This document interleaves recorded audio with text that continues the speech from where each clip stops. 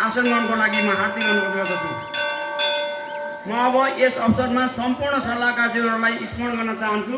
कुन्दिकोट coat विकास समितिका सल्लाहकार समितिका संयोजक श्री रामजी प्रसाद बराल अहिले यहाँ उपस्थित भएको त मैले देखेको छैन, तथापि मैले उहाँलाई स्मरण गर्न चाहेँ र म सबै सल्लाहकारज्यूहरूलाई यस अवसरमा स्मरण गर्न चाहन्छु।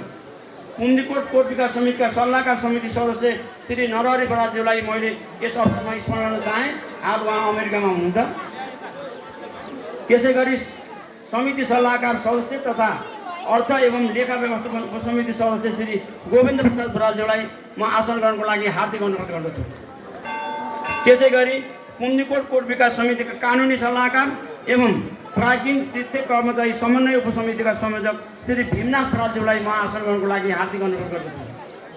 त्यसै गरी यस महायज्ञको प्रचार प्रसार मूल समितिका सहसंयोजक एवं समितिका सल्लाहकार श्री मातृका प्रसाद बरालज्यूलाई म आसन ग्रहणको लागि हार्दिक अनुरोध गर्दछु। त्यसै गरी कुन्दिकोट कोट विकास समितिका सल्लाहकार र अर्थ तथा लेखा उपसमिति सदस्य श्री रामप्रसाद पौडेलज्यूलाई म आसन ग्रहणको लागि हार्दिक अनुरोध गर्दछु। त्यसै गरी समितिका सल्लाहकार श्री केशव बरालज्यू उहाँ पनि हाल अमेरिकामा हुनुहुन्छ, मैले यहाँ स्मरण गर्न चाहन्छु। प्रसाद खाना तथा खाजा व्यवस्थापन उपसमितिका संयोजक एवं श्री जीवनाथ बरालज्यूलाई म